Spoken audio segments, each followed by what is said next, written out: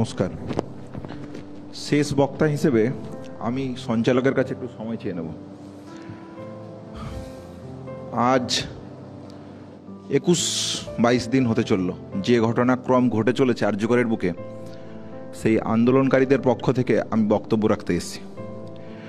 9ই August যে নৃশংস ঘটনা ঘটে আরজিকরের বুকে একটা ডিপার্টমেন্টের সেমিনার রুমের মধ্যে, সেই ঘটনা চিকিৎসক সমাজ থেকে শুরু করে সমাজের রাজনৈতিক অরাজনৈতিক সমাজের সর্বস্তরের মানুষ কোনোদিন এই ঘটনা পরিলক্ষিত করেছেন কিনা, কোনো হাসপাতালের ভিতরের একটা ডিপার্টমেন্টের রেস্ট রুমে, অন ডিউটি রুমে যদি জেনে থাকেন জানাবেন।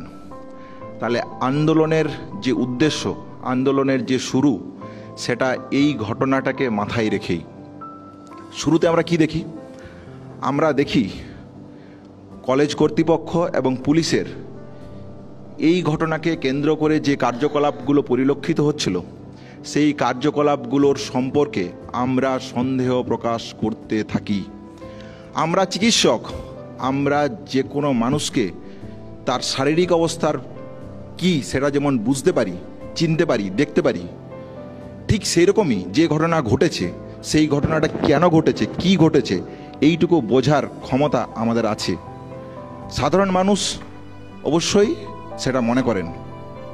তাহলে এই যে ঘটনার সূত্রপাত, যে সন্দেহের জায়গা থেকে সূত্রপাত, সেখান থেকে আরজিকর ডাক দিয়েছিল যে আরজিকর দিচ্ছে ডাক অভয়া বিচার পাক। ফার্স্ট এবং ফরমোস্ট সূত্র বিচার পাক, এটাই ছিল আমাদের মূলত প্রধান এবং ন্যায়সঙ্গত একটা দাবি। সেই দাবি থেকে, সেই স্বর থেকে শুরু হয় সারা বাংলা দিচ্ছে ডাক অভয়া বিচার পাক। সেখান থেকে শুরু হয় সারা দেশ দিচ্ছে ডাক অভয়া বিচার পাক।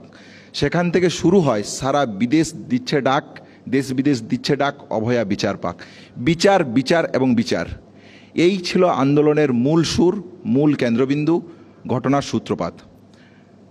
অবশ্যই এই আন্দোলন শুরু হয় ডাক্তার, চিকিৎসক, নার্সিং পড়ুয়া, প্যারামেডিক্যাল ছাত্রছাত্রী এবং আমাদের সিনিয়র চিকিৎসকদেরকে সঙ্গ নিয়ে। তাহলে ডাক্তার সমাজের আন্দোলন ছিল 9ই আগস্ট, 10ই আগস্ট, ঠিক। কিন্তু ঘটনার যে বিভৎসতা, যে নৃশংসতা, কলকাতা পুলিশের তদন্ত প্রক্রিয়ার মধ্যে যে ব্যর্থতাগুলো উঠে আসতে থাকে, বিচারের প্রশ্নে যে বিচারের বাণী যেভাবে কানতে থাকে, সেই জায়গা থেকে এটা পরিলক্ষিত হয় একটা সমাজের সমস্ত স্তরের মানুষের আন্দোলনে। কিভাবে? আজকে যে সুমনদার যে বক্তব্য দিয়ে এই আলোচনা সভা শুরু করছে, লক্ষ্য কণ্ঠে উঠছে সুর, জাস্টিস ফর আরজিকর। ঘটি বাঙাল দিচ্ছে সুর, বলছে জাস্টিস ফর আরজিকর। তাহলে আরজিকরের জাস্টিসের জন্য এই আন্দোলনের সূত্রপাত। কিভাবে? এই সভামঞ্চ থেকে বিভিন্ন বক্তারা যারা ছিলেন তারা সবাই বলেছে, এবং সুমনদা যেটা বলেছে যে বাজারের ফর্দের মতো বলতে পারে যে কোন জায়গায় ন্যায় বিচার সাধারণ মানুষ পায়নি।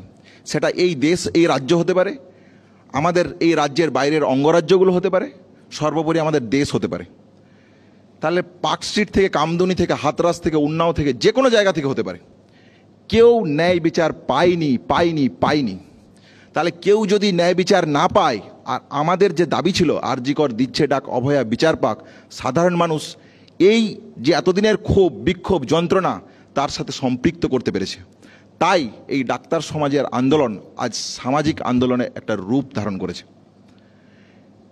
তারা বুঝতে পেরেছে, সাধারণ মানুষ পরিলক্ষিত করছে যে একটা চিকিৎসক, একটা হসপিটাল, আরজিকর মেডিকেল কলেজের একটা ডিপার্টমেন্টের সেমিনার রুমে এই ধরনের রেপ এবং মার্ডার যদি ঘটতে পারে, তাহলে তার আর তার মেয়ে, তার বোন, তার বাড়ির লোক কীভাবে সুরক্ষিত বোধ করতে পারে। কর্মবিরতির প্রশ্নে আমি ডিটেলস আসবো, একটু সময় দেবেন। তাহলে কীভাবে সুরক্ষিত বোধ করতে পারে, এবং যে বা যারা এই ঘটনা ঘটালো তারাও তো এই সমাজের মানুষ। তাহলে একটা সামাজিক বেধি যেমন আছে, সামাজিক ক্ষত যেমন আছে, এই ঘটনা সেই সামাজিক বেধি, সামাজিক ক্ষতর দিকেই দিক নির্দেশ করে। আরজিকরের আন্দোলনকারীরা এই আন্দোলনটাকে এইভাবেই দেখছে। দ্বিতীয়ত আমি যে জায়গাটা বলতে চাই, আরজিকরের ঘটনা প্রবাহ 9 তারিখ যে জায়গাটা থেকে এই আন্দোলন আমরা শুরু করেছিলাম, যে সূত্রপাত, আমরা গুটি কয়েক পিজিটি ছিলাম, ইন্টার্ন ছিলাম, আর কেউ ছিল না।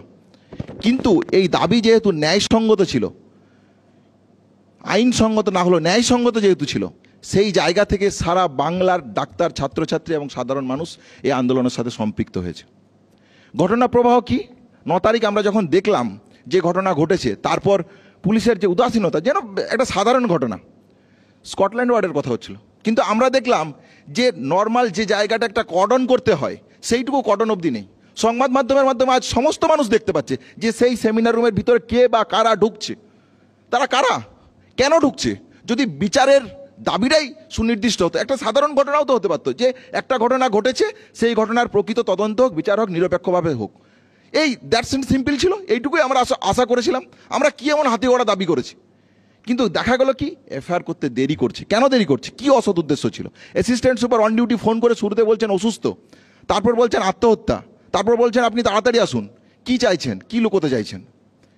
তৎকালীন ex principal Sandip Ghosh sir কী করছেন? পরের দিন 9 তারিখের ঘটনা 10 তারিখে রিকনস্ট্রাকশনের অর্ডার দিচ্ছেন। কোথায় অর্ডার দিচ্ছেন? গোটা কলেজ, যে ম্যাডাম যেভাবে বললেন যে আমরা মেঝেতে ঘুমাতাম, এখনও আমরা তাই করি। তাহলে স্বাস্থ্য পরিষেবার যে বেহাল পরিকাঠামো, এটা যেমন এখনও আছে, আমরা এটা মেনে নিয়েই কাজ করি, কিন্তু আমরা আর এইটা মানতে রাজি নই। তাহলে যদি সেফটি সিকিউরিটির প্রশ্ন আসে, কেন চেস্ট মেডিসিনের যেখানে ঘটনাটা ঘটেছে তার উল্টো ফুটটাই আমাকে কনস্ট্রাকশন করতে শুরু হবে? গোটা আরজিকর হাসপাতাল পড়ে আছে তো কাজ করার জন্য। আমরা সুনির্দিষ্ট দাবি সম্বলিত ডিপার্টমেন্ট ওয়াইজ কোন জায়গায় কি কনস্ট্রাকশন করতে হবে, কি লাগতে হবে, আমরা দিয়ে এসেছি। কিন্তু পিডাব্লিউডি থেকে শুরু করে প্রিন্সিপালের নির্দেশে বা কে বা কার নির্দেশে গেল, এগুলো তদন্তের মাধ্যমে উঠে আসা প্রয়োজন হচ্ছে। তাহলে যার মাধ্যমে এই অর্ডার গেল, শুধুমাত্র সেই চেস্ট ডিপার্টমেন্টের রিকনস্ট্রাকশন করতে হবে, আর কোনো জায়গা নেই। পরবর্তীকালে যে উঠে এলো যে 9 তারিখ 10 তারিখ, তারপর তো আমরা দাবি করেছি যে সন্দীপ ঘোষের স্যারের অপসারণ লাগবে, রেজিগনেশন লাগবে, এবং এই ঘটনার সাথে এমএসবিপি জড়িত, ডিন অফ স্টুডেন্টস অ্যাফেয়ার যারা আছে তাদেরকে, HOD of respiratory medicine, assistant super on duty all college যে রেকর্ড, যে কথা তিনি বলছেন, তাহলে এই সমস্ত ঘটনাগুলোকে ইনভেস্টিগেশনের আওতায় আনা হোক। আমরা এমন কিছু হাতিগড়া দাবি করিনি তো। তাহলে তাদের এই ঘটনার নৈতিক দায় কি তার উপর বর্তাই না? একটা মহিলার অন ডিউটি রুমে ডিউটিরত অবস্থায় তার উপর যে এই বর্বরচিত আক্রমণ ঘটতে পারে, তার জন্য আমরা এইটুকু কি নৈতিক দাবি রাখতে পারি না? আমি আমার একজন চিকিৎসক হিসেবে আমি আমার কলিগকে কি বলে কালকে বলবো যে তুমি আজকে ডিউটিতে জয়েন করো, তোমার সাথে এই ধরনের ঘটনা ঘটবে না? আসছি, একে একে আসছি। তাহলে এই কলেজের ভিতরে ম্যাডাম যেমন বললেন, ম্যাডামকে একটা কথা একটু তথ্যগত ত্রুটির জন্য বলছি, যে আরজিকর মেডিকেল কলেজ কারমার্কেল ছিলেন 1948-এর পর থেকে রাধা গোবিন্দ কর নামে শুরু হয়, এটা একটু তথ্যগত জায়গায় রাখলাম। দ্বিতীয়ত হচ্ছে যে পাস ফেলের যে প্রশ্ন, মানি লন্ডারিংয়ের যে প্রশ্ন, কারচুপির যে প্রশ্ন, যেগুলো চোখের দিনের আলোর মতো আজ সংবাদ মাধ্যমের মাধ্যমে আরজিকরের ছাত্রছাত্রীরা এটা 3-4 বছর ধরে এটা প্রত্যক্ষ করেছে, পরোক্ষ করেছে, বারবার অভিযোগ জানানো হয়েছে, কিন্তু কোনো সদুত্তর পায়নি। ম্যাডাম, আমি আপনাকে